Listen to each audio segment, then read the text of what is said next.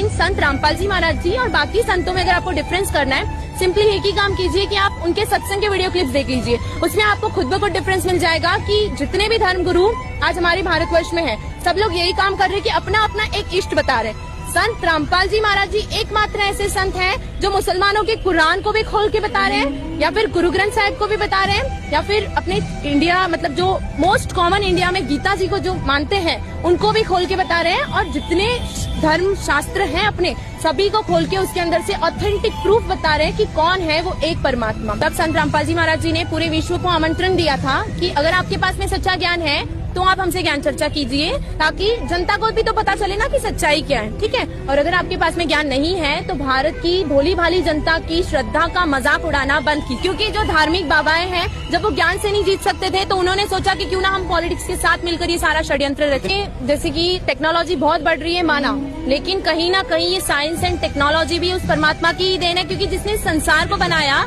उसी ने सब कुछ किया है, ठीक है। ये जो साइंटिस्ट वगैरह जिनको हम देखते हैं सिर्फ एक आधार है कि इन्होंने ये चीज क्रिएट की है, लेकिन कहीं ना कहीं ये टेक्नोलॉजी भी उस परमात्मा की ही देन है। और जहाँ पे साइंस एंड टेक्नोलॉजी खत्म होती है वहीं पे अध्यात्म शुरू हो जाता है। इंसान थोड़ी सी सफलता पाके ये सोच लेता है कि नहीं मैंने बहुत कुछ पा लिया या फिर मैं सब कुछ कर सकता हूँ, लेकिन ऐसी जो चीजें होती है ना, इससे वो परमात्मा एक ही चीज बताना चाहता है कि नहीं बच्चों, आप सब कुछ नहीं कर सकते। कहीं ना कहीं वो समृद्ध जब तक आपके साथ ना हो ना तब तक आप कुछ नहीं पा सकते। उम्मीद नहीं, 102% हमें यकीन है, इसको उम्मीद नहीं, इसे हमारा 102% यकीन कहते हैं कि संत रामपाल जी महाराज जी आएंगे। और जिस समय अब इस बार वो आएंगे ना, तब अच्छों को उनके आगे घुटने टेकने पड़ेंगे, इस तत्व ज्ञान के आगे उनको घुटने टेकने पड़ेंगे। और संत रामपाल जी महाराज जी इस बार जब बाहर आएंगे ना, तब पूरे विश्व में एक झंडा, एक भाषा और एक ही परमात्मा की पूजा होगी, और वो है संत कबीर जी।